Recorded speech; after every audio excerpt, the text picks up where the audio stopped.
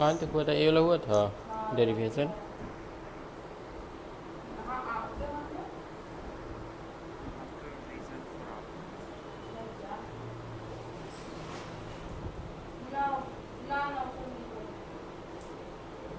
आगे और है?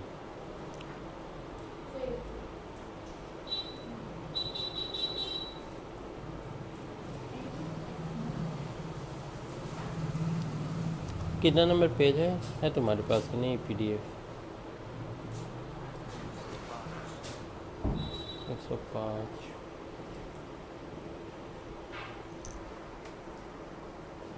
105। पीडीएफ तो अलग है। डिफरेंट है वो। हाँ ये रीजन फॉर ऑप्टिमिस्ट। हाँ तो मैं ही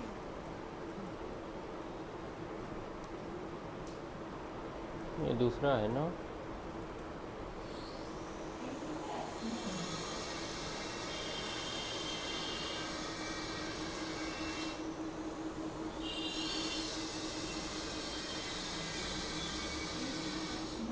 थर्ड पेज पे। Reason for approach. हाँ रीजन फॉर ऑप्टस।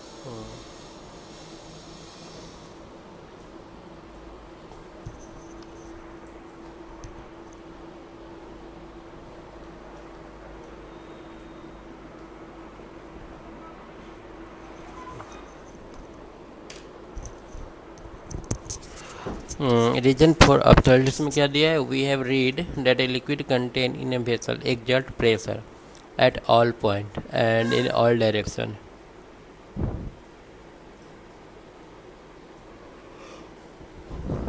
मतलब किसी वेसल में अगर लिक्विड रखा हुआ है तो वो लिक्विड प्रेशर सब डायरेक्शन में लगाएगा।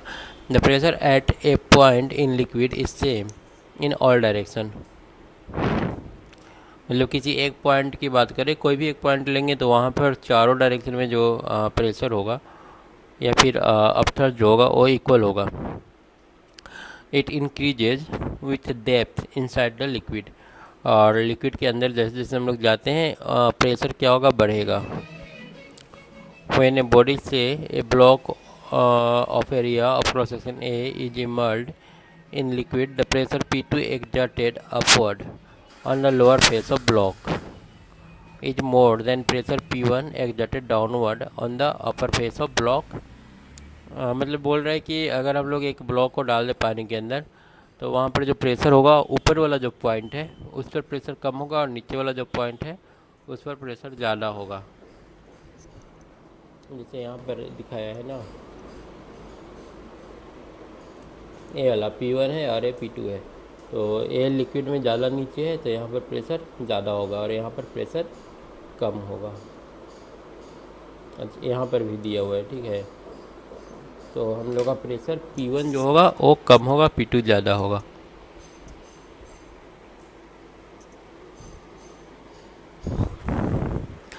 Thus there is a difference in pressure between the lower and upper faces of the block। तो इसलिए लोअर और अपर जो फेसेस होते हैं इनमें प्रेशर का एक डिफरेंस आ जाता है।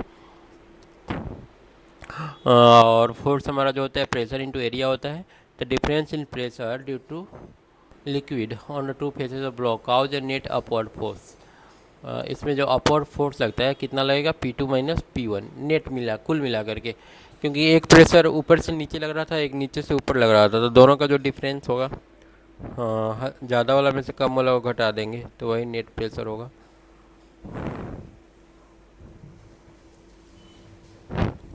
However, the thrust on the side wall of body get neutralized as they are equal in magnitude and opposite in direction। और जो साइड में जो प्रेशर लग रहा था, साइड मतलब राइट और लेफ्ट साइड, इधर और इधर, ये क्या करेंगे, अपोजिट डायरेक्शन में है तो एक दूसरे को कैंसिल कर देंगे।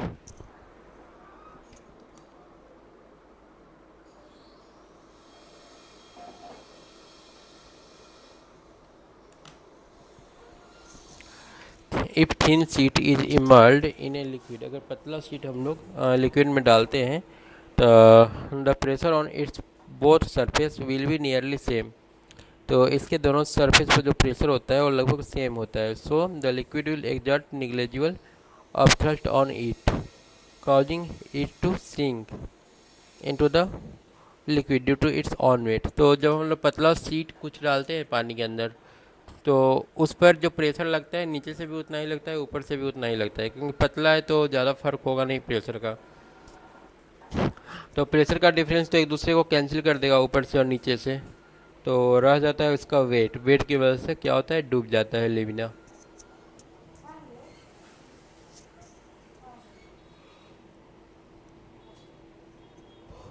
उसके बाद है upthrust is equal to the weight of displaced area. Upthrust कितना होता है, जितना पानी डिस्प्लेस हुआ है उसके वेट के बराबर अपथ्रस्ट फोर्स लगता है। When a body is immersed in a liquid, upthrust on it due to liquid is equal to the weight of the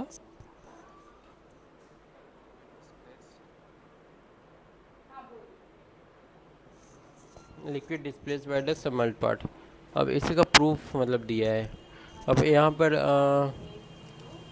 जो सिलेंडर दिया हुआ है उसका वॉल्यूम निकालेंगे, जितना उसका वॉल्यूम होगा उतना ही वाटर वहाँ पर से डिस्प्लेस हुआ होगा। जितना वाटर डिस्प्लेस हुआ है उसका हम लोग वेट निकाल लेंगे, वही फोर्स लगेगा इस बॉडी पर। तो देखते हैं कैसे ये लोग किया है। Consider a cylindrical body P Q R S of cross sectional area A emerge in liquid of density rho. Water का जो डेंसिटी है वो रो दिया है और क्रॉस सेक्शनल एरिया ए जो है वो पानी के अंदर डूबा हुआ है। Let the surface P Q of body be a depth H. Surface P Q, ऊपर में जो पी क्यू है वो क्या है, एच हाइट पर है, एच वन हाइट पर है, और जो आर एस पार्ट है वो एच टू हाइट पर है। ठीक है।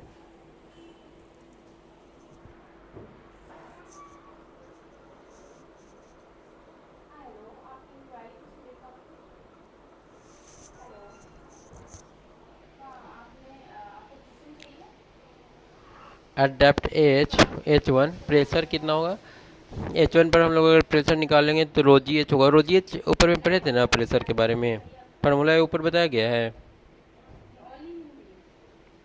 रोजी इंटू एच। ठीक है, तो प्रेशर जो पी वन होगा रोजी एच वन होगा, और पी टू जो प्रेशर होगा रोजी एच टू होगा ना। तो फोर्स एफ वन हम लोग निकाल सकते हैं प्रेशर इंटू एरिया करके, और एफ टू भी निकाल सकते हैं प्रेशर इंटू एरिया करके।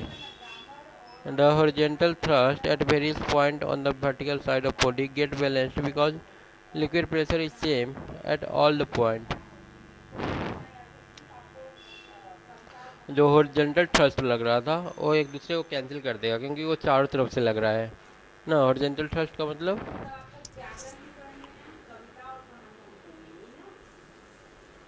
हॉरिजॉन्टल थ्रस्ट मतलब ये सारा, ये इक्वल और अपोजिट डायरेक्शन में लग रहा है तो ये क्या होगा, कैंसिल हो जाएगा।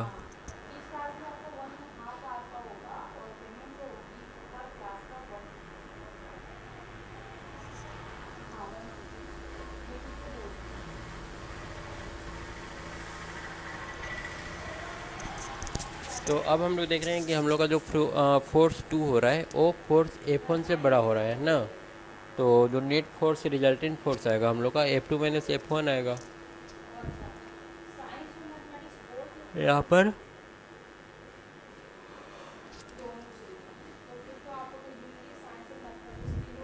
तो उस F two minus F one कर लेंगे, तो यहाँ पर ए हम लोग कॉमन ले सकते हैं, ठीक है ना। ए कॉमन ले ली तो H two minus H one into rho जी। तो A into H two minus H one area into height क्या होता है, वॉल्यूम होता है। तो टोटल अपसर्ज फोर्स कितना लग रहा है, रो भी इंटू जी, और रो भी इंटू जी तुम्हारा वेट भी होगा उस पानी का। Since a solid when emerge in liquid displace liquid equal to volume of its submerged part, therefore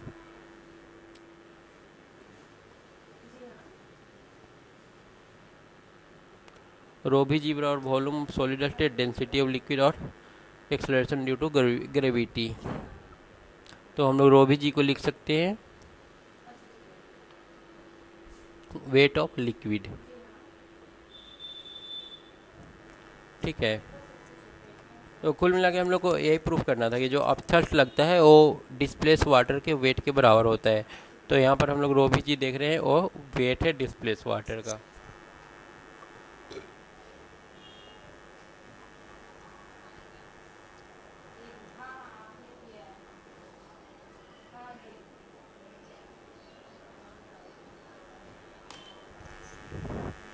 इसके बाद कुछ नोट दिया है, नोट 1 दिया है, if the body is completely immersed in liquid, अगर बॉडी पूरी तरह से लिक्विड में डूबा हुआ है, the volume of liquid displaced will be equal to its own volume and upthrust then will be maximum F B dash.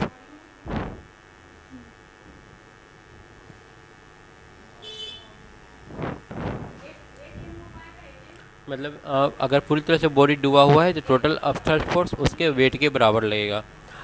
Second लिखा हुआ है allow the above result is derived for cylindrical body, ऊपर वाला जो result है cylindrical body के लिए drive किया गया था, but it is equally true for body of any shape, लेकिन ये किसी भी शेप की बॉडी के लिए ट्रू है, ठीक है। Factor affecting the upthrust, upthrust पर किसका किसका इफेक्ट पड़ेगा?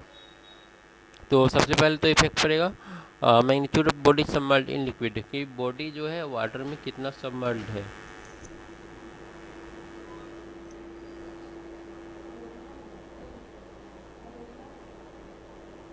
एक मिनट रुको।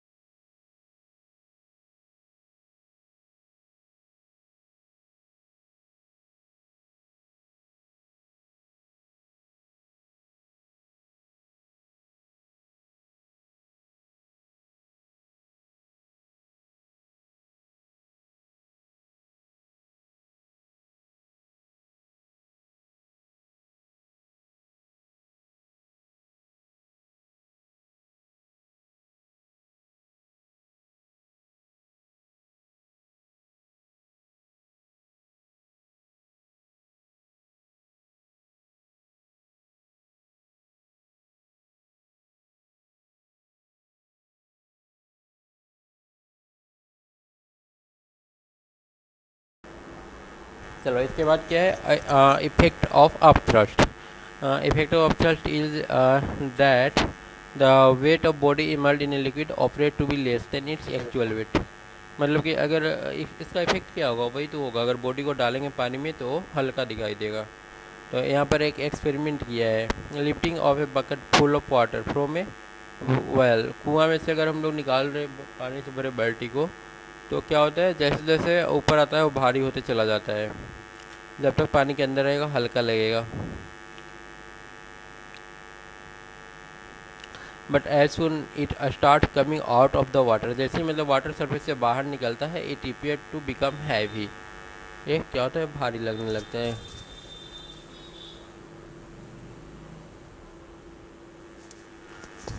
उसके बाद आर्किमिडीज प्रिंसिपल, जिसने बताया था कि मतलब अब थ्रस्ट फोर्स होता है। When a body is merge in liquid it occupy the space, जब हम लोग पानी में डुबाते हैं किसी लिक्विड को तो वो जगह छेकता है, which was earlier occupied by the liquid, और बाद में वो लिक्विड के द्वारा ऑक्यूपाई कर लिया जाता है। It is displace the liquid which was earlier occupied by the liquid, मतलब जब हम लोग किसी चीज़ को पानी में डालते हैं तो ये उस स्पेस को लेता है जो पहले पानी के द्वारा भरा हुआ था ना, पहले पानी होगा उसको हटा के ही जाएगा नया ऑब्जेक्ट।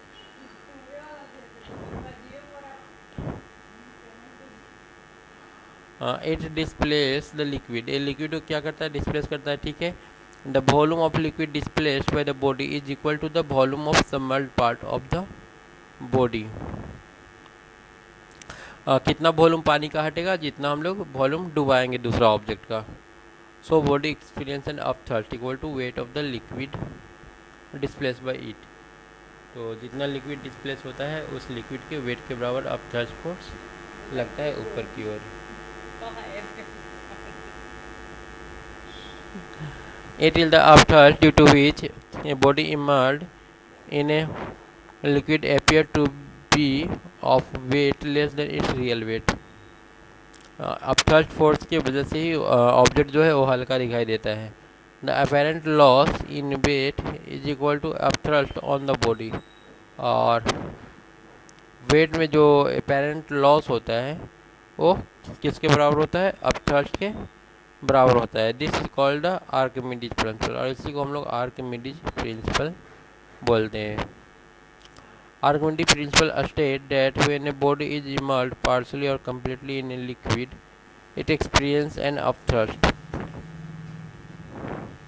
वही बताया था कि किसी बॉडी को अगर हम लोग अंदर डालते हैं पानी में तो एक अपथ्रस्ट फोर्स लगता है, which is equal to weight of the liquid. और एक कितना होता है?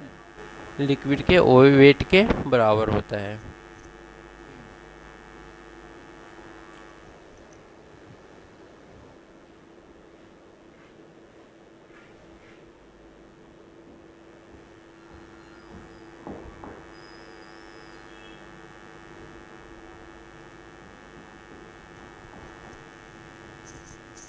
उसके बाद है experimental verification of Archimedes principal. इसको एक क्या किया है? एक्सपेरिमेंट किया है। एक्सपेरिमेंट करने के लिए एक वेटिंग मशीन लिया है ना, उसमें ए और बी दो ठो ऑब्जेक्ट है। मतलब बी तो तुम्हारा शायद वेट वाला मशीन होगा, वेट वाला सबसे ऊपर है।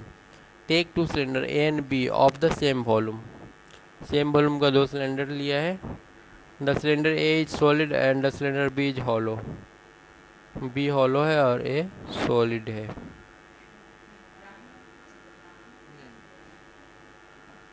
एक मिनट रुको।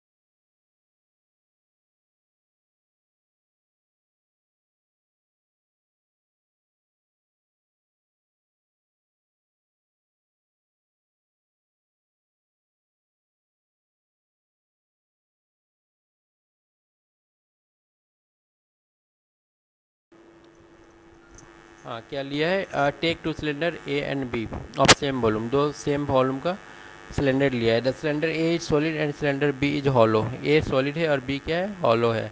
Suspend the two cylinder from the left arm of physical balance, keeping the solid cylinder A below hollow cylinder B, मतलब हॉलो सिलेंडर बी को ऊपर रखा है और ए को नीचे रखा है। Then balance the beam by keeping weight on right, उसके बाद then balance the beam by keeping weight on right, right क्या है,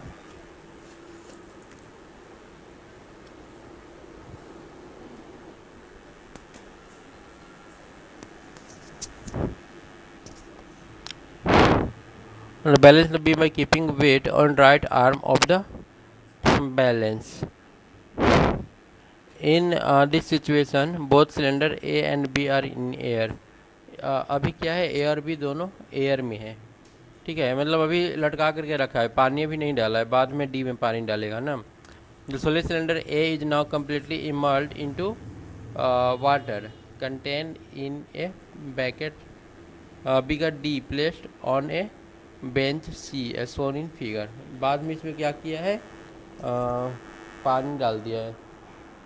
taking care that the cylinder A does not touch the side, cylinder A जो है side को touch नहीं कर रहा है, ठीक है, मतलब वो जो डी वाला बीकर है ना उसमें टच नहीं करना चाहिए उसको साइड में, नहीं तो ऑब्वियसली टच करने से वेट पर असर पड़ेगा।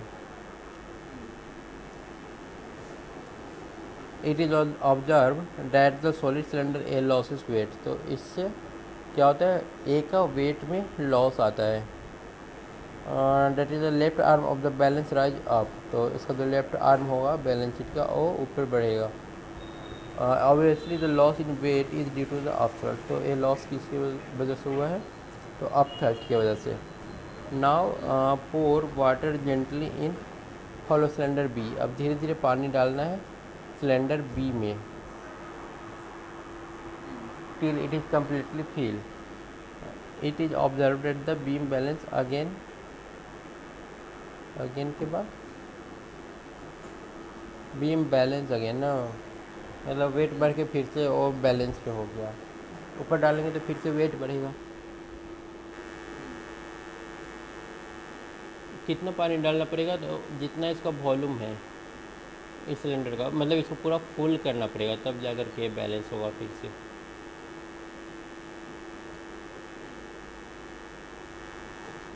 Thus, it is clear that the buoyancy force acting on solid cylinder A is equal to the weight of water filled in hollow cylinder B.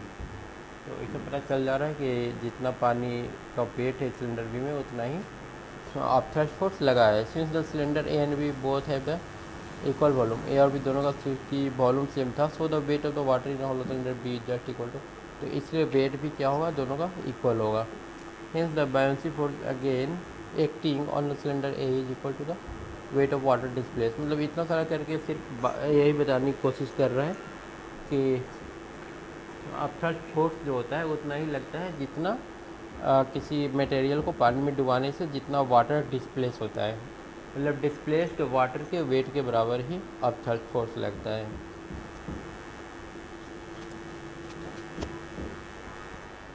उसके बाद फिर एक और एक्सपेरिमेंट किया है, experiment 2।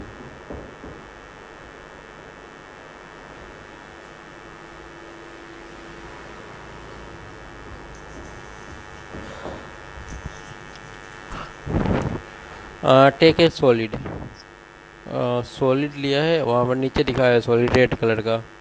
Suspend it by a thin thread, उसके एक पतला धागा से लटका देना है। From the hook of a spring balance, note its weight, इसके वेट को हम नोट कर लेना है।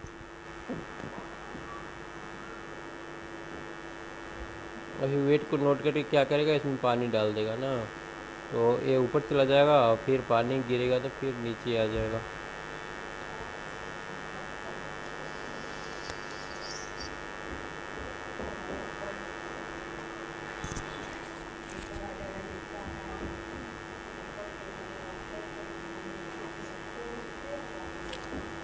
Now take a eureka can and fill it with water up to its spout, मतलब अब बाद में वही पानी भर दिया है। Arrange measuring cylinder below the spout of the eureka can. Now emerge the solid gently into water of the eureka. Now take eureka can, मतलब यूरेका कैन पहले अलग से लिया है and fill it with water, और उसको पानी से भर दिया है, और उसमें अब धीरे धीरे क्या कर रहा है, उस मटेरियल को डाल रहा है, जो सॉलिड लटका लटका हुआ था उसको डाल रहा है। Now emerge the solid gently into water of the eureka can. The water displaced bye it get collected into the measuring cylinder, और मेजरिंग सिलेंडर में ये सारा पानी जा रहा है, जो वाटर डिस्प्लेस हो रहा है वो जा रहा है कहाँ, मेजरिंग सिलेंडर में। मेजरिंग सिलेंडर बगल वाला है ना, ये वाला है मेजरिंग सिलेंडर। जैसे जैसे अंदर इसको कर रहे हैं, मतलब उतना पानी डिस्प्लेस होकर के इससे बाहर गिर रहा है।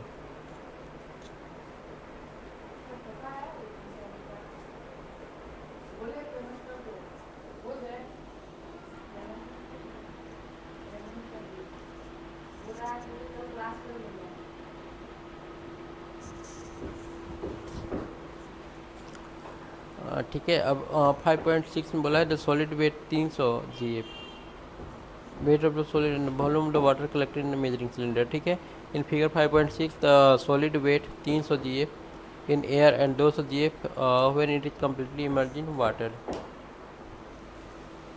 मतलब कि पहला केस ले रहा है जब सॉलिड का वेट 300 जी एफ था, और जब पानी में डाला तो वेट अभी दिखा रहा है 200 जी एफ, मतलब 100 जी एफ वाटर जो था वो डिस्प्लेस हुआ है when it is completely in water.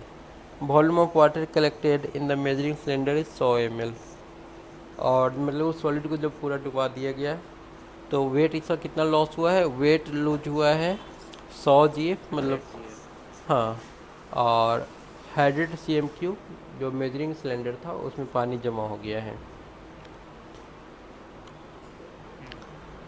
तो यहाँ पर लॉस इन वाटर वेट कितना है 100 जी एफ, और volume of displaced water 100 cm3, density होता है 1 ग्राम, तो weight of 100 gram displace water 100 g F हो जाएगा ना। तो 1 और 2 से अगर हम लोग देखें तो वेट ऑफ वाटर डिस्प्लेस बराबर अप थ्रस्ट और लॉस इन वाटर, तो यहाँ से भी हम लोग को ही मिल रहा है वेट ऑफ वाटर डिस्प्लेस जो होगा अप थ्रस्ट या फिर लॉस इन वेट के बराबर होगा।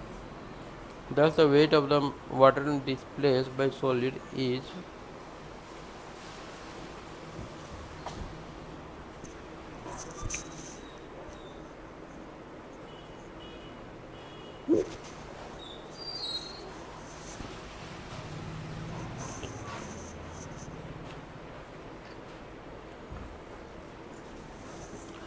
equal to the loss in weight of the solid। तो वाटर डिस्प्लेस उतना ही हो रहा है जितना कि लॉस हो रहा है सॉलिड में। दिस वेरीफाई आर्किमिडीज प्रिंसिपल, तो इससे भी आर्किमिडीज का जो प्रिंसिपल है वो वेरीफाई हो जाता है।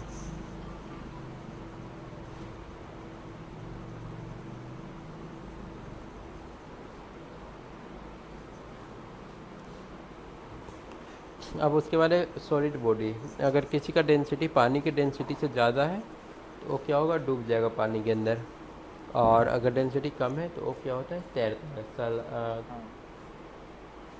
और नॉर्मल वाटर और समुद्री वाटर किसका डेंसिटी हाई होता है, सी वाटर। सी वाटर का ना। और तैरना किस में ज़्यादा आसान होता है, सी वाटर। सी वाटर में होता है। रीज़न वही है क्योंकि उसका डेंसिटी हाई है।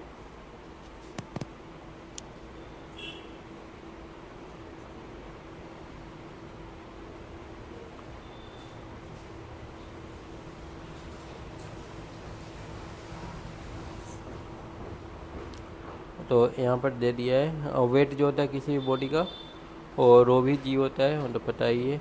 और जो अपथ्रस्ट फोर्स लगता है वो भी रो भी जी ही होता है। ठीक है, तो पहला केस बोल रहा है अगर वेट अपथ्रस्ट फोर्स से ज़्यादा रहा, ठीक है ना, वेट मतलब ऑब्जेक्ट का वेट, जिसको हम लोग रो भी जी फार्मूला से भी निकाल सकते हैं, वो अगर रॉयल वी जी से ज़्यादा रहा, मतलब कि अगर डेंसिटी ज़्यादा रहा लिक्विड की डेंसिटी से, द बॉडी विल सिंक, तो बॉडी क्या हो जाएगा, सिंक, डूब जाएगा। डूब जाएगा। ठीक है,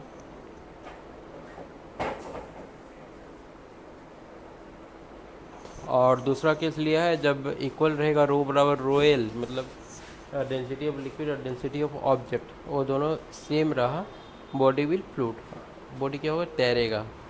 and the net force on the body is zero, और उसमें नेट फोर्स क्या होगा, जीरो होगा।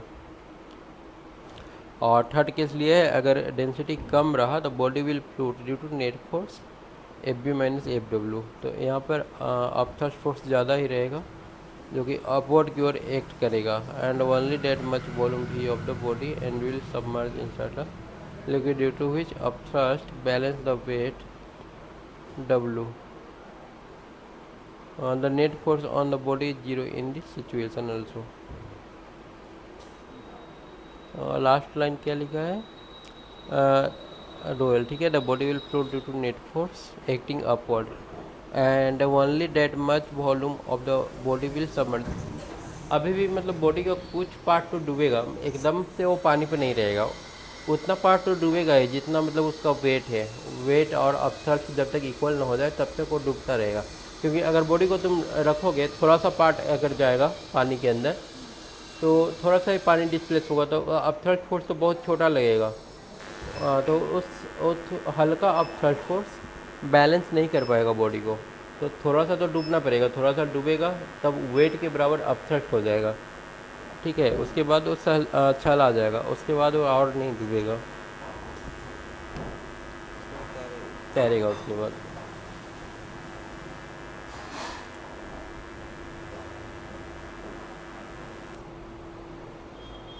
एक्सपेरिमेंट लिया है, take an iron nail and piece of cork both same mass. Iron nail लिया है और कॉर्क लिया है, दोनों का मास सेम है।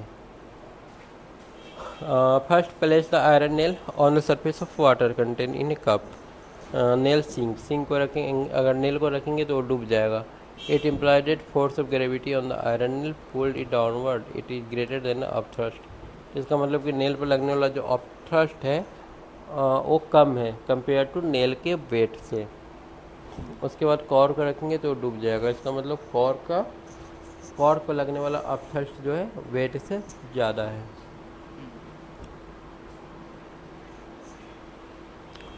उसके बाद टू वाला लिया है, take few solid body of different material of known density and place them on the surface of water. कुछ सॉलिड मटेरियल लिया है, कुछ सॉलिड बॉडी लिया है ऑफ डिफरेंट मटेरियल, अलग अलग मटेरियल का बना हुआ है और उसको पानी की सरफेस पर रख रहा है। It is observe that if the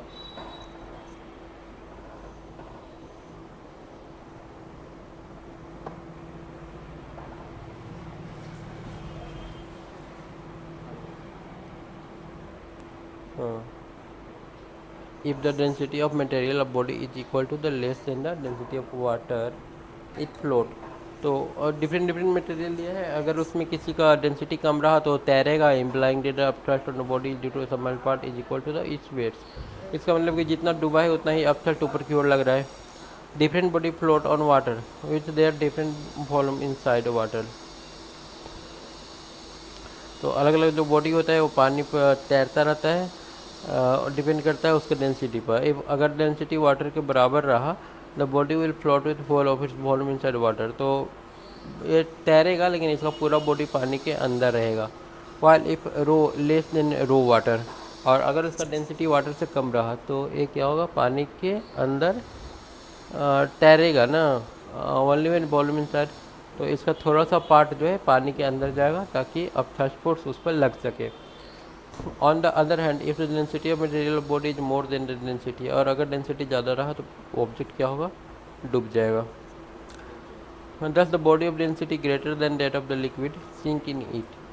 तो अगर बॉडी का डेंसिटी लिक्विड से ज़्यादा रहा तो वो डूब जाएगा। While the body of average density equal to smaller than that of liquid, और अगर एवरेज वेलोसिटी कम रहा इसका, मतलब डेंसिटी अगर कम रहा तो ये तैरेगा पानी पर। And empty tin can float on water. खाली टीन का डब्बा जो होता है पानी पर तैरता है because it's average density is less then that of water, क्योंकि टीन का जो डेंसिटी है वो वाटर से कम है।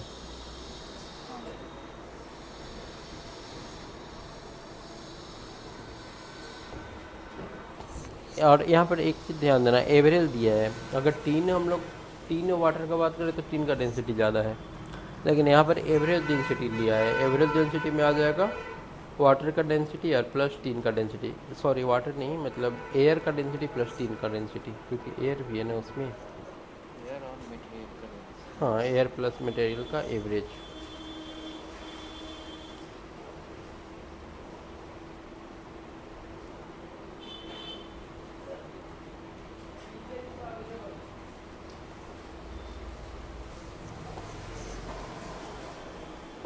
Next relative density.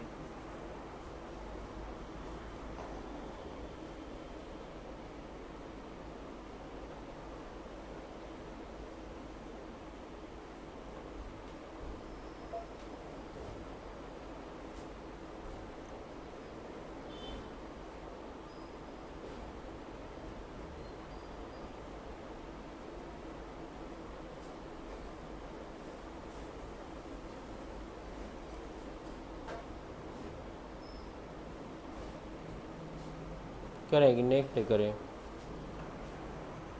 क्या? ये वाला रिलेटिव डेंसिटी होगा नहीं पूरा। आज आज कंप्लीट कर देते हैं क्योंकि परसों मेरा एग्जाम है इसलिए। इस चैप्टर का? हाँ, एक रिवीजन। अच्छा।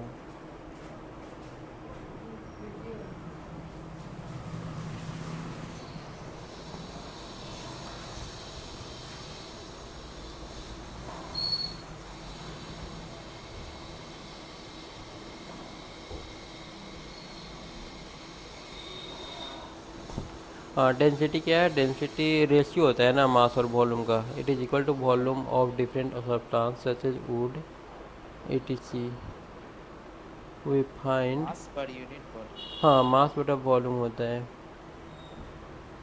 The mass of iron is much more than that of the mass of an equal volume of wood। मतलब बोल रहा है कि ऐसे अगर हम लोग देखें तो इक्वल वॉल्यूम में अगर आयरन और कोई अलग बॉडी ले तो आयरन का मास काफ़ी ज़्यादा होता है, क्योंकि आयरन काफ़ी ज़्यादा डेंसर है, उसका एटम्स क्लोज क्लोज है। उसी तरह ज़्यादा से सख्त है। हाँ, एटम्स स्ट्रांगली बॉन्डेड होते हैं नज़दीक नज़दीक पर। उसी तरह से कॉटन बोला है कि अगर हम लोग कॉटन ले और साथ में लेड लें तो लेड के मुकाबले कॉटन का साइज काफ़ी ज़्यादा हो जाएगा। In other word lead is denser, इसका मतलब कि लेड जो है हमारा डेंसर है कॉटन से। तो the density of a substance is the mass per unit volume. Mass per unit volume को हम लोग डेंसिटी बोलेंगे।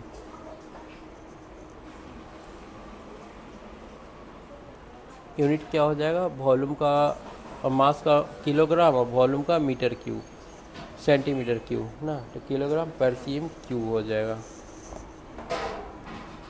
या फिर सीजीएस यूनिट क्या हो जाएगा? ग्राम पर सेंटीमीटर क्यूब ना। हाँ, तो दो यूनिट दिया है, एक ग्राम पर सेंटीमीटर क्यूब और एक किलोग्राम पर मीटर केजी क्यूब। पर मीटर क्यूब।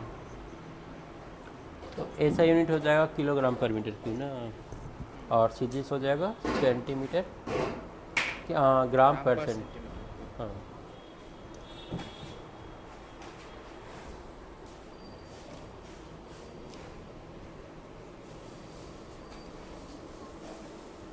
एग्जाम्पल यहाँ पर दिया है 1 centimetre cube of iron is इतना ग्राम। तो डेंसिटी कितना हो जाएगा इसका? 7800 किलोग्राम पर मीटर क्यूब। अब उसके बाद है इम्पैक्ट ऑफ टेम्परेचर। टेम्परेचर बढ़ने से क्या होगा? एटम्स लूजली उन एटम्स के बीच जो लगने वाला फोर्स है वो वीक हो जाएगा ना। हाँ। तो वीक होने से क्या हो जाएगा? उसका वॉल्यूम बढ़ जाएगा, फिर ज़्यादा दूर में फैल जाएगा ऑब्जेक्ट। ठीक है ना, ज़्यादा दूर में अगर फैलता है तो फिर उसका डेंसिटी क्या हो जाएगा? घट जाएगा। तो अगर हम लोग टेम्परेचर बढ़ाते हैं तो डेंसिटी घटेगा। लेकिन वाटर एक एक्सेप्शनल केस है। वाटर को अगर 4 डिग्री सेंटीग्रेड पे से है तो ठीक है, 4 डिग्री से जैसे जैसे ज़्यादा टेम्परेचर बढ़ाओगे डेंसिटी घटेगा। लेकिन 0 से 4 तक डेंसिटी उसका बढ़ता है, तो ये एक एक्सेप्शनल केस है। ठीक है, हाँ। तो 4 डिग्री पर इसका जो डेंसिटी होगा मैक्सिमम होगा।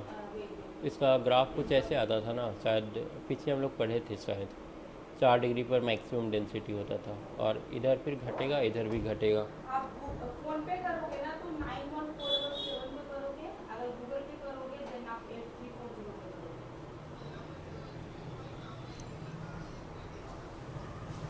मेरे पास है।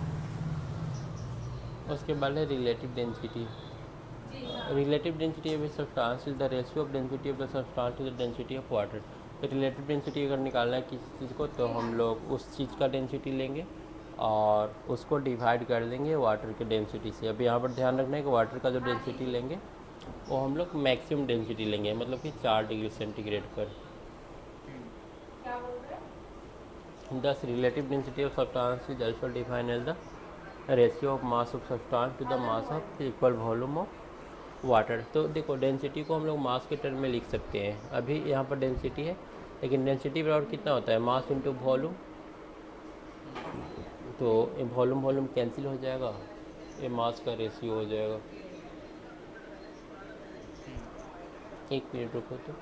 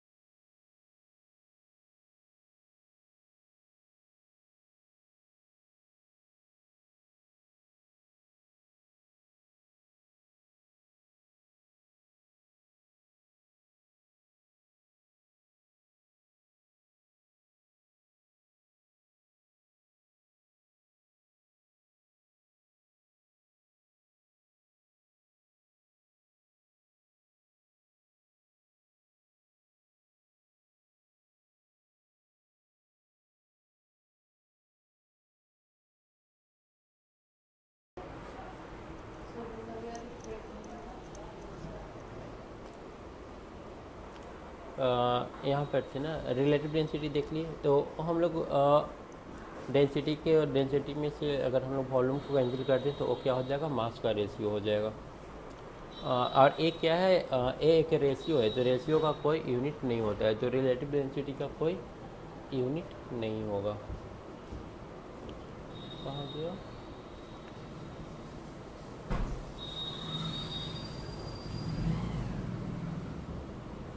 रिलेटिव डेंसिटी का कोई यूनिट नहीं। नहीं होगा, ऊपर में था, हाँ।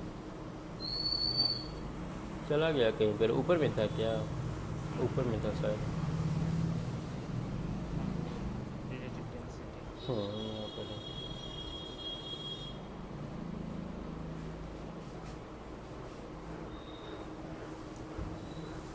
Relation between density and relative density. तो डेंसिटी और रिलेटिव डेंसिटी के बीच में क्या रिलेशन होगा,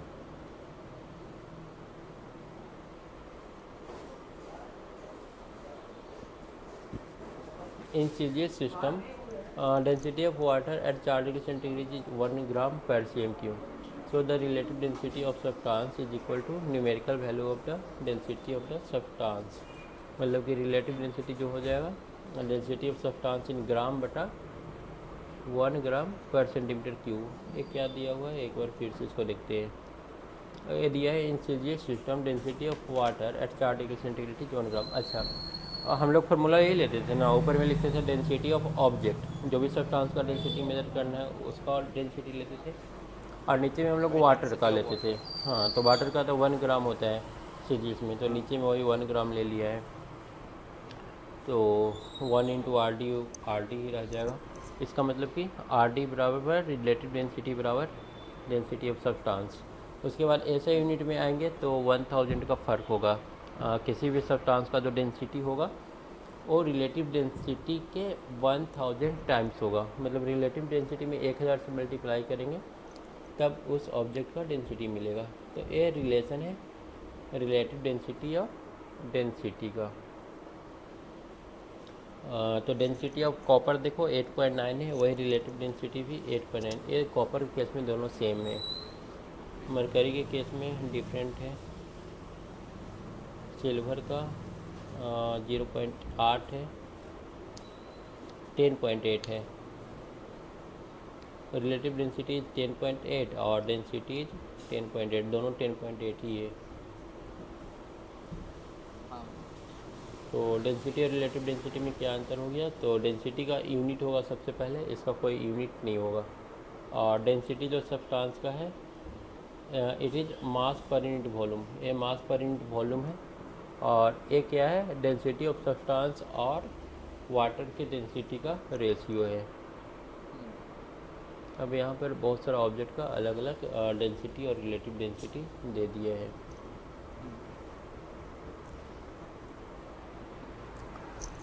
उसके बाद है determination of relative density of A solid substance by Archimedes principal. अब आर्किमिडीज प्रिंसिपल का यूज करके हम लोग रिलेटिव डेंसिटी कैसे निकालते हैं? तो रिलेटिव डेंसिटी वही होता है मास ऑफ बॉडी बटा मास of water at 4 degree centigrade.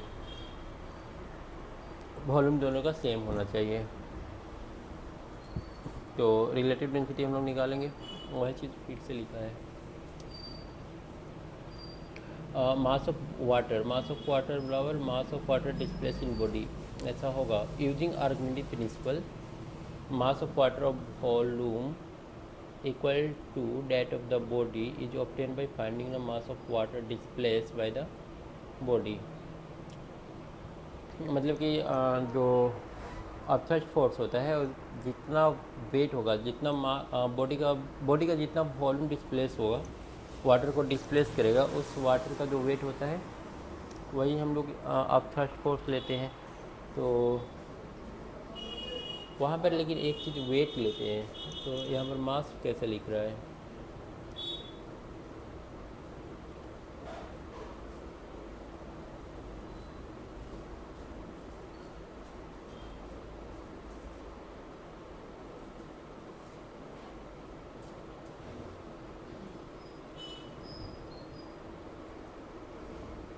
आवाज़ आ रहा है? हेलो?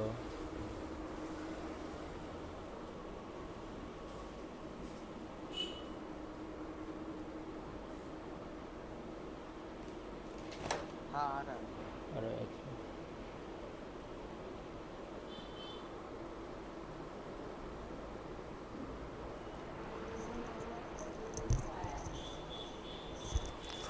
बोला है using Archimedes principle, Archimedes principle का यूज करके the mass of water of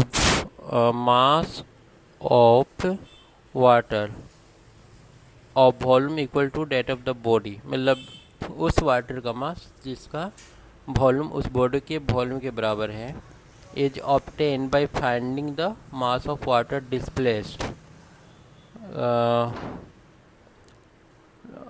by the body when it is completely immersed in water। जो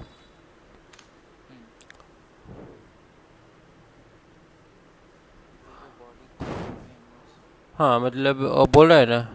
हाँ मतलब उस अगर बॉडी का मास पता करना है तो हम लोग क्या करेंगे कि उस बॉडी को पानी में डालेंगे और देख लेंगे वो कितना पानी को डिस्प्लेस कर रहा है, और उसके बाद जितना पानी को डिस्प्लेस कर रहा है उस पानी का जो मास होगा वही उस बॉडी का मास होगा ना। और से body when emerge in water displace water equal to its own volume. तो हम लोग बोल सकते हैं मास ऑफ बॉडी जो होगा वो मास of water displace by the body के बराबर होगा। ठीक है।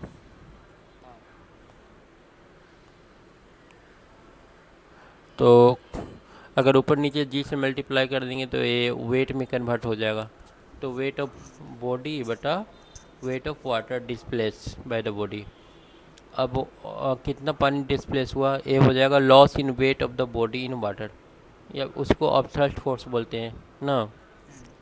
तो आर टी बराबर आ गया weight of body in air बटा weight of body in weight air of body minus in weight of water. Body in water. मतलब जितना वेट कम हुआ पानी हाँ के अंदर। हाँ, वही अप थ्रस्ट। हम्म, इन दोनों का डिफरेंस हम लोग को अप थ्रस्ट देगा।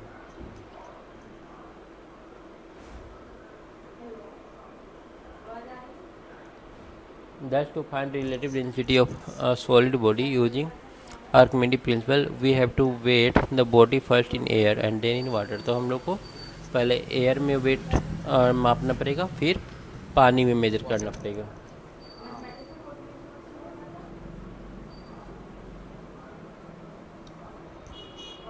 ये वेट के बारे में बताया है, वेट और मास में ए रिलेशन होता है, मास में जी से मल्टीप्लाई करके वेट निकाल लेते हैं।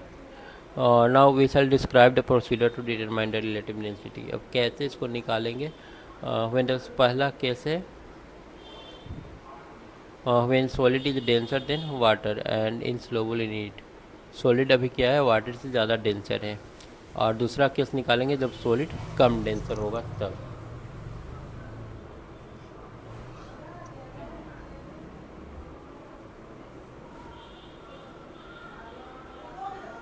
यहाँ पर हमारा जो सॉलिड है वो डेंसर है वाटर के कंपेयर में। तो इसमें क्या किया है, left pan of physical balance find its weight. एक पैन है, मतलब रस्सी से बांध करके एक ए वाला ले लिया है इसका सॉलिड, और इसका वेट मेजर कर लिया है। उसके बाद now place with in bridge over the left pan और balance and place a beaker nearly 2/3 filled with water on the bridge. Take care that the bridge and beaker do not touch the pan. Of balance. Pan of balance. उसके बाद emerge the solid completely in water. अब solid को water में emerge कर दिया है और उसके बाद वेट ले लिया है। तो अभी वेट कितना मिला, W2। अब W1 W2 ले लिया तो दोनों का डिफरेंस ले लिया और W ले लिया, तब हम लोग को मिल गया रिलेटिव डेंसिटी। उसके बाद है relative density of solid denser than water and soluble in it. अब इस बार क्या है, जो सॉलिड है वो सोलुबल है, पिछला वाला में इनसोलुबल था। हाँ। तो इसमें हम लोग रिलेटिव डेंसिटी जो लेंगे वो ये लेंगे weight of solid in air बटा loss in weight of solid in liquid. Into relative relative density. हाँ, तो रिलेटिव डेंसिटी ऑफ लिक्विड तो हम लोग ले लेंगे। रिलेटिव डेंसिटी ऑफ लिक्विड कैसे निकालोगे, लिक्विड का डेंसिटी बटा 4 डिग्री पर लिक्विड का डेंसिटी ना। हाँ, तो एक से कम आएगा ना रिलेटिव डेंसिटी, एक से कम आएगा या बराबर भी आ सकता है ना। बराबर ही आएगा। 4 डिग्री पर लेंगे तो बराबर ही आएगा, अगर दूसरा टेम्परेचर पर लेंगे तो फिर कम आएगा। 4 डिग्री में लेना पड़ेगा। 4 डिग्री में लेना है तो फिर एक हो जाएगा। और weight of solid in air, weight तो ले ही लेंगे सॉलिड में। उसके बाद loss in weight of solid in liquid. अब लिक्विड में डालने के बाद एक बार वेट लेंगे और देखेंगे कितना लॉस हो रहा है, वही अप थ्रस्ट के बराबर लॉस हो जाएगा। उतना ही दिया है ना। उसके बाद है determination of relative density of a liquid by Archimedes principle. Archimedes principle से हम लोग कैसे निकालेंगे, by definition relative density of liquid is given है weight of a given volume of the liquid बटा weight of same volume of water. मतलब water तो नीचे लेना ही है और जो लिक्विड लेना है वो ऊपर ले लेंगे। तो by Archimedes principle if solid is immersed in liquid of water it displace the liquid और water equal in its volume.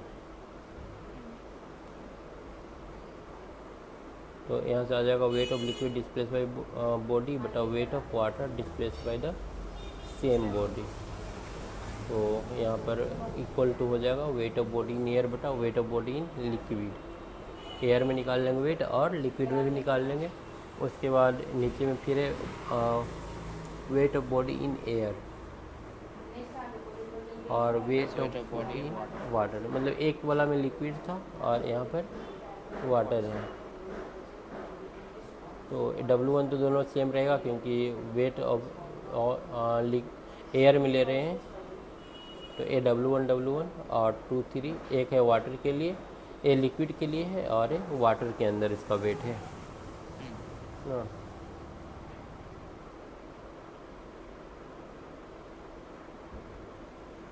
खत्म हो गया, अभी और है। नहीं अभी और है फ्लोटेशन।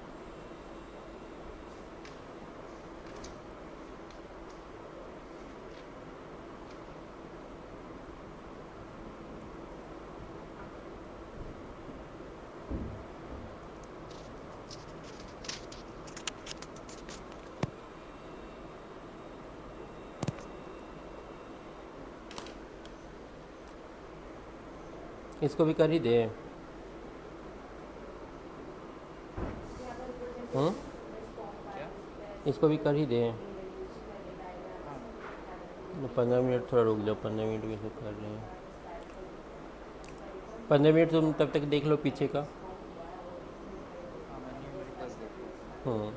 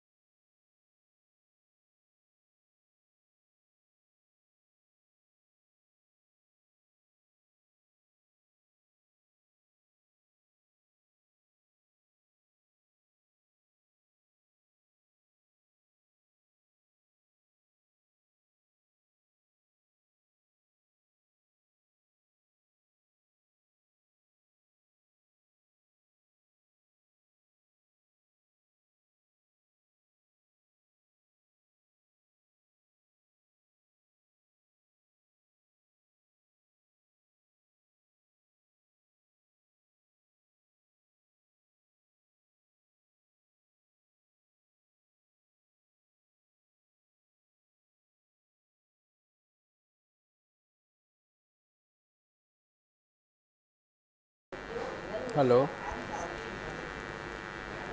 हेलो। इसके केस में इसके केस में तो हम बात कर रहे हैं इसके हाँ कॉल कर रहा था।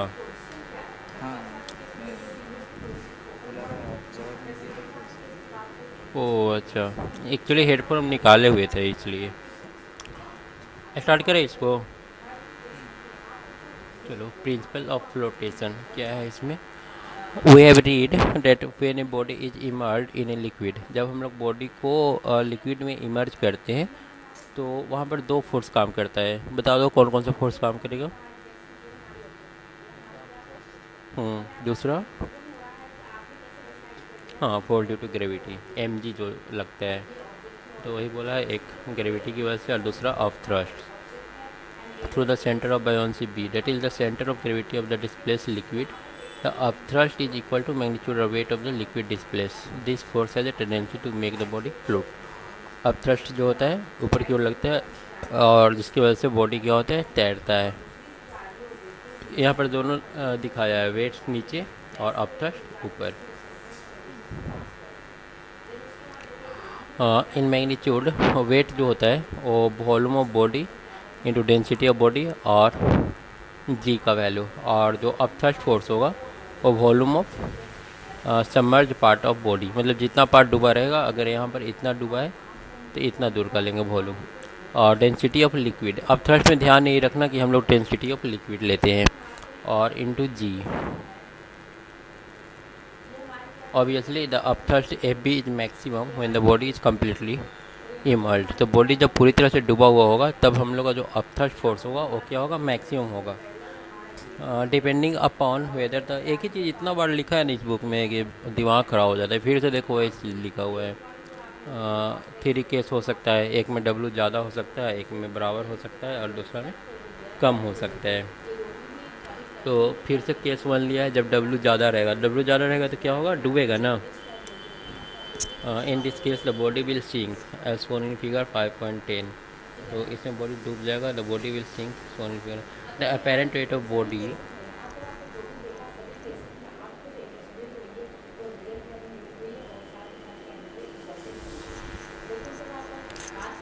are as measured by a spring balance if it is attached with a body with W minus F dash B acting vertically downward। तो यहाँ पर W माइनस एफ डेस बी जो होगा, जो नेट होगा वो वर्टिकली डाउनवर्ड नीचे की ओर लगेगा। This is the case when the density of solid is greater then the density of liquid. तो इस केस में जो सॉलिड का डेंसिटी होगा वो ज़्यादा होगा। केस टू लिया है, जब दोनों इक्वल होगा। इन this case body will float just below the surface of liquid. Body flow करेगा इसमें। The apparent weight of body will be zero, इसका अपेरेंट वेट जीरो होगा क्योंकि दोनों इक्वल है, एक दूसरे को कैंसिल कर लेगा, और डेंसिटी भी दोनों का इक्वल होगा, बॉडी और लिक्विड का।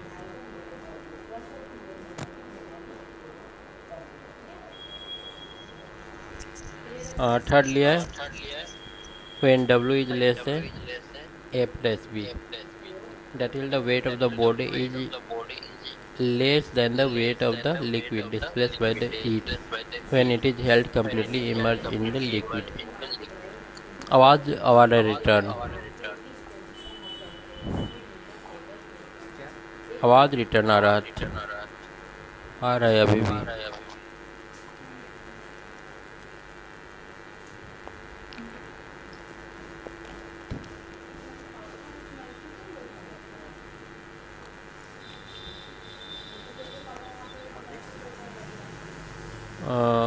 अभी ठीक है। और when W is less than F dash B, अगर डब्ल्यू कम रहेगा तो क्या होगा, तैरता रहेगा ना। It is held completely emerged in the liquid, body completely डूबा हुआ रहेगा। Then the weight of the liquid displaced by it when it is held completely emerged. Completely emerged क्यों बोल रहा है, थोड़ा सा भी तो डूबा हो सकता है। क्या बोल रहा है, the weight of the body is less then the weight of the liquid displaced by it. ये केस तब आएगा जब बॉडी का जो वेट होगा वो कम होगा compare to upthrust. In this case body float partially above and partially below the surface of liquid. इसमें क्या होता है, कुछ सरफेस के ऊपर होगा और कुछ सरफेस के नीचे होगा। और इसमें होता है only that the much portion of the body get determined by which the weight of the displace liquid, मतलब कितना पार्ट डूबेगा उतना ही पार्ट डूबेगा जितना वाटर वो डिस्प्लेस करेगा।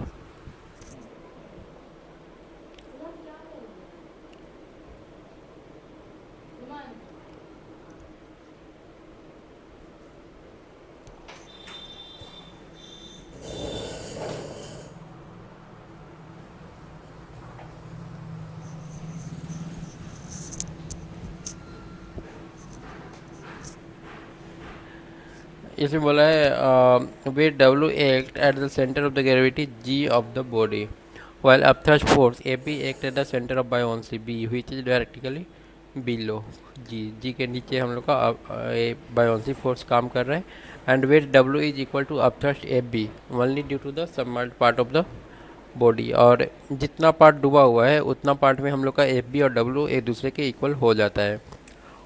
thus the apparent weight of the body will be 0 in this case, तो apparent weight जो होगा total वो 0 रहेगा बॉडी का, मतलब बीच वाला केस में भी 0 था, इस केस में भी 0 है।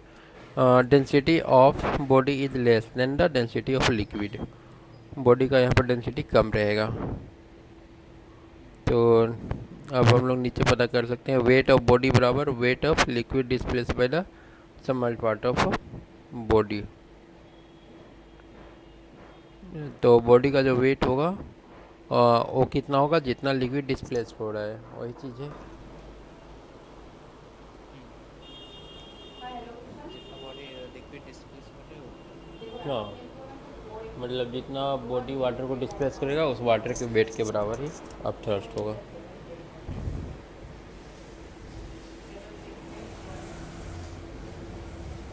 उसके बाद relation between volume of submerged part of a floating body और the density of liquid and the body, किसके बीच है? Volume of submerged part of a floating body, मतलब जितना पार्ट डूबा हुआ है उसका वॉल्यूम और डेंसिटी ऑफ लिक्विड और साथ में डेंसिटी ऑफ बॉडी, तीनों में मतलब कितना पार्ट डूबा हुआ है वो और डेंसिटी ऑफ सॉलिड और डेंसिटी ऑफ लिक्विड, इन तीनों में रिलेशन निकाला है। तो हम लोग जानते हैं वेट ऑफ बॉडी जो होता है वो हमारा क्या होता है? रो भी जी होता है, और अपथ्रस्ट फोर्स भी रो भी जी होता है, और फ्लोटिंग के केस में ये दोनों इक्वल होना चाहिए, वेट और ए। तो यहाँ से ए रिलेशन निकल करके सामने आ रहा है।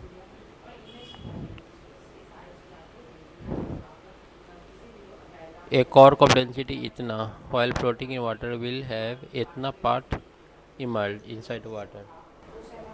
तो अगर किसी कॉर्क का डेंसिटी 3/4 है, उसका 1/4 पार्ट जो होगा वो वाटर से ऊपर रहेगा और 3/4 नीचे रहेगा।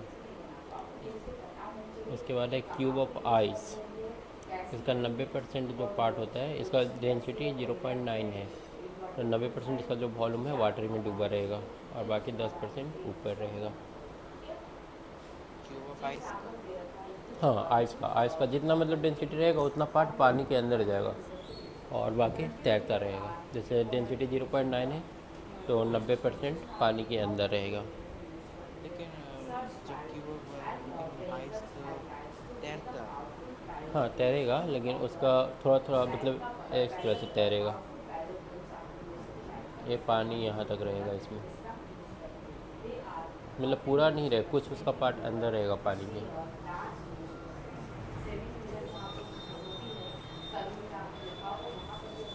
उसके बाद है floating of iron ship. Iron nail sink in water while a ship float। if we place an iron nail on the surface of water it sinks, ये डूब जाता है। This is because density of iron is greater than that of water, so the weight of nail is more than the upthrust of water। कील डूब जाता है क्योंकि इसका डेंसिटी ज़्यादा होता है।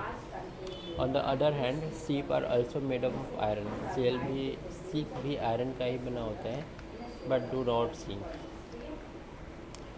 This is because the ship is hollow, क्योंकि शिप होता है खाली होता है, and empty space in it contain air, और इसका जो खाली जगह होता है उसके अंदर हवा भरा रहता है। तो इसका जो एवरेज डेंसिटी होगा वो क्या हो जाएगा? वाटर से कम हो जाएगा। इसलिए इसका थोड़ा सा हिस्सा जो होता है पानी के अंदर डूबा रहता है, और उतना ही मतलब डूबेगा जितना में इसका जो वेट होगा ना वो डिस्प्लेस वाटर द्वारा लगाए गए फोर्स के बराबर हो जाएगा। उसके बाद है loaded ship is submerged more while an unloaded ship is less. तो वहाँ पर भी वही एवरेज डेंसिटी वाला काम करेगा। एवरेज डेंसिटी जो होगा उसका ज़्यादा हो जाएगा लोडेड शिप का, तो ये थोड़ा ज़्यादा नीचे जाएगा। उसके बाद है ship begin to submerge more as it sail from sea water to river water. ये बोल रहा है कि सी वाटर से रिवर वाटर में जाते हैं तो ये क्या होता है, ज़्यादा अंदर चला जाता है, क्योंकि डेंसिटी रिवर वाटर का कम होता है ना। डेंसिटी कम होगा तो ये फोर्स भी कम लगाएगा, तो ये ज़्यादा डिस्प्लेस होगा इसका जो वाटर। वही दिया है, डेंसिटी ऑफ सी वाटर कम होता है नदी का डेंसिटी। डेंसिटी टू क्या लिखा हुआ है, when a ship sail from a sea of water of higher density. ठीक है, तभी सोचें सी का डेंसिटी क्या होगा, ज़्यादा होगा, नदी का कम होगा। उसके बाद है Plimsoll line. Each ship has a white line painted on each side called a Plimsoll line. उजला कलर का शिप में एक लाइन रहता है, इसको हम लोग प्लिमसोल लाइन बोलते हैं। This line indicate the safe limit for loading the ship in water of density 10⁻³ kg पर मीटर क्यूब। तो नॉर्मल नदी वाटर में कितना लोड अप कर सकते हैं उसके लिए एक लाइनिंग दिया हुआ रहता है। A ship is not allowed to be loaded further when its plimsoll line start touching the water level, so that when it sail in sea water of density more than इतना, only the part of it below the plimsoll line remains submerged in water। तो नदी के लिए वो रहता है lining दिया हुआ, और नदी से अगर वो समुद्र में जाता है तो वो लाइन और भी ऊपर चलाएगा, मतलब और भी ज़्यादा दिखने लगेगा। उसके बाद है an unloaded ship is filled with sand at its bottom. जो खाली शिप होता है उसमें बालू भरा रहता है। An unloaded ship float with its very small volume inside water. तो ये तैरता है, इसका बहुत छोटा सा पार्ट नदी के अंदर रहता है। As a result its centre of gravity is higher and its equilibrium is unstable. तो इसलिए इसका सेंटर ऑफ ग्रेविटी जो होगा वो ज़्यादा होगा, और there is a danger that it may get blown over on its side by a strong wind. तो वहाँ पर डर ये रहेगा कि अगर थोड़ा सा मतलब आंधी आए तो उड़ना शुरू मतलब तैरना शुरू हो जाएगा, दूसरा डायरेक्शन में भागना शुरू कर देगा। Therefore an unloaded ship is filled with sand, इसलिए इसको स्टोन से भरा जाता है जिसको हम लोग ब्लास्ट करते हैं। This lower its centre of gravity to make it equilibrium, ये इसे इक्विलिब्रियम में लाने की कोशिश करता है।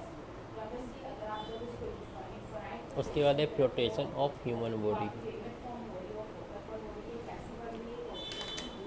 The average density of human body depend on the proportion of its constituent like bone, blood, muscle, fat in him, as each constituent have different density। हर एक चीज़ का डिफरेंट डेंसिटी होता है। Further it also depend on the amount of air in his lung, और उसका lung में कितना air है उस पर भी डिपेंड करता है। The average density of body with empty lung is 1 ग्राम पर centimetre cube, while with lung filled with air is 1 gram per centimeter cube। A good swimmer can float on water। तैरने वाला पानी में तैरता है like a floating object with his lung filled with air। तो उसमें क्या करता है, अपने लंग को एयर से फिल कर लेता है, and nose and mouth projecting just above the water surface. The weight of water displaced by him is then nearly equal to his own weight। Thus he can swim with a very little effort। तो बोला कि जब तैरता है तो वो अपने lung में हवा भर लेता है और माउथ को ऊपर रखते हुए तैरता है।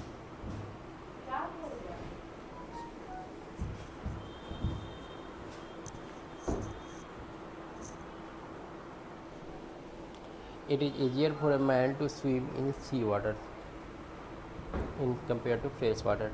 तो यहाँ पर दिया है सी वाटर का डेंसिटी 1.026 होता है और जो रिवर का डेंसिटी होता है वो कितना होता है 1 ग्राम पर centimetre cube. Therefore with a smaller portion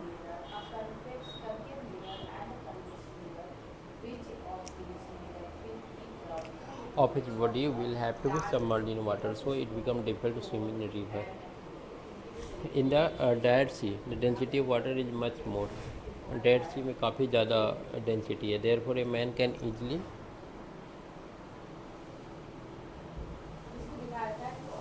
swim in Dead Sea with a small portion submerged. तो वहाँ पर आसानी से आदमी तैर सकता है। उसके बाद flotation of submarine.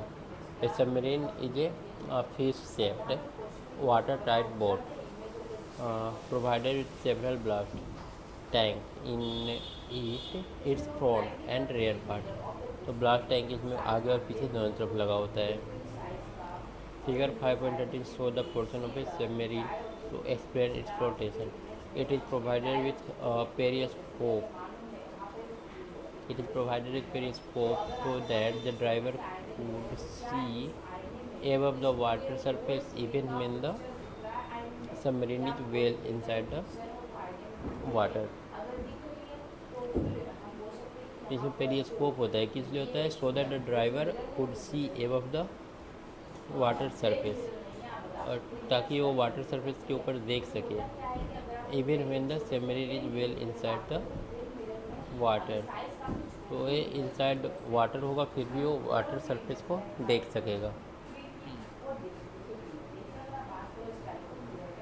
A submarine can be made to drive into the water or rise up to the surface of water as sand when desired। तो ये बालू पर भी चढ़ सकता है। If a submarine is to drive, its blast tank are filled with water so that the average density of a submarine becomes greater than the density of sea water and the submarine drives into the water। तो जब ये पानी के अंदर जाता है तो वहाँ पर पानी से भर दिया जाता है दोनों जो हमारा पोर्शन है आगे पीछे वाला, दोनों ब्लास्ट को। If submarine is to rise, जब सबमरीन को ऊपर उठना होता है, water from blast tank is forced out, तो ब्लास्ट टैंक से जो पानी है वो बाहर निकाल दिया जाता है सी में by allowing the compressed air to enter the tank. This make the average density of submarine less. अब जो सबमरीन का डेंसिटी है वो कम हो जाएगा। As a result weight of water displace by its partially small submerged part become equal to, तो इस तरह से अब क्या होगा, सरफेस पर आ जाएगा वाटर के। मतलब ये इस तरह से डिज़ाइन होता है कि सरफेस के नीचे भी जा सके और ऊपर भी आ सके। उसके बाद flotation of iceberg. The density of ice is less than density of water, तो इसका डेंसिटी कम होता है, 0.9 होता है। Therefore huge mass of ice known as iceberg are able to float on water with their major part inside the water surface and only a small portion above the water. इसका maximum जो part होगा, ऊपर हम लोग पढ़ चुके हैं, 90% पानी के अंदर होता है इस इक्वेशन से। यहाँ पर दिखाया है iceberg.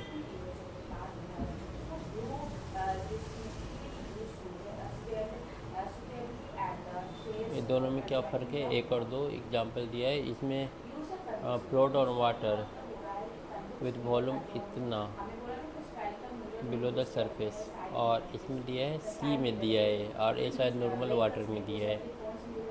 Float on sea water with volume 0.893, इसमें 89% पानी के अंदर रहेगा।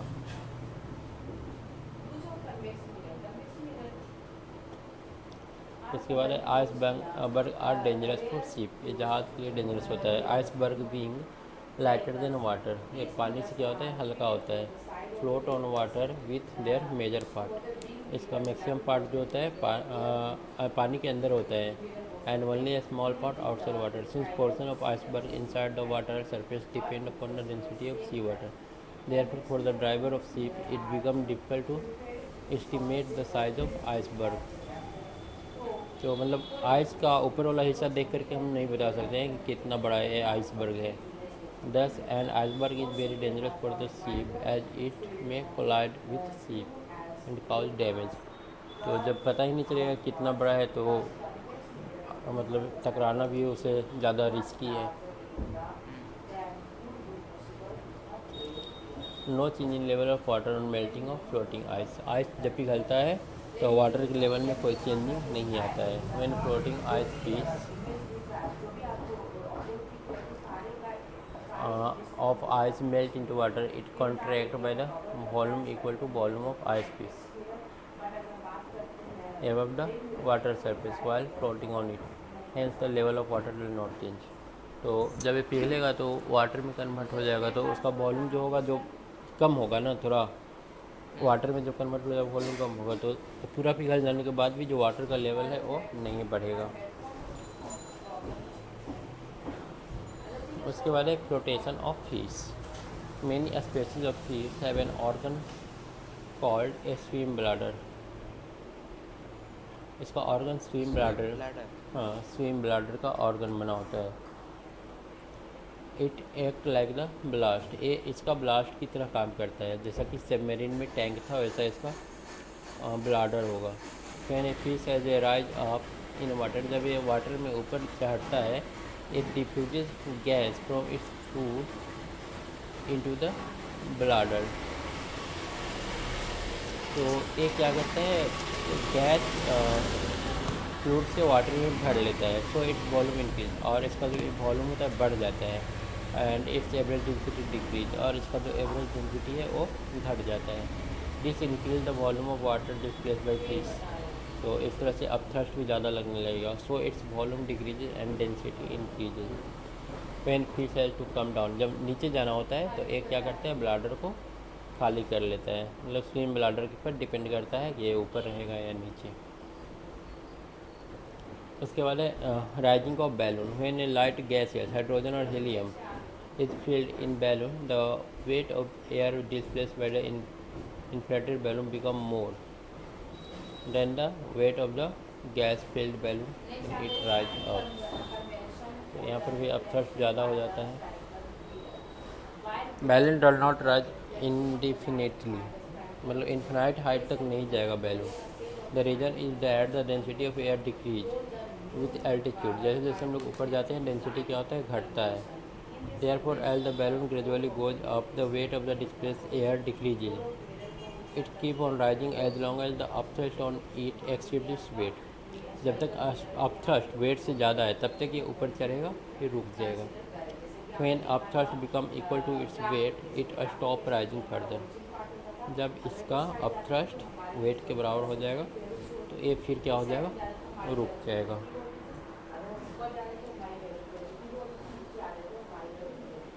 कंप्लीट हो गया ना.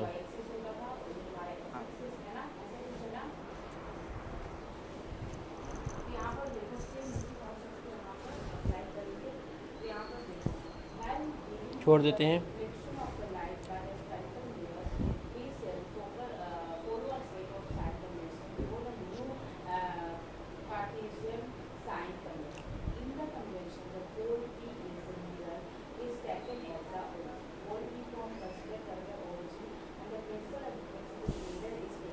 टेस्ट कब है? Test Friday. एक चैप्टर का. हाँ रिविजन. अच्छा परसों ही है. देख लेना न्यूमेरिकल एक बार देख लेना सारा. ठीक है ना.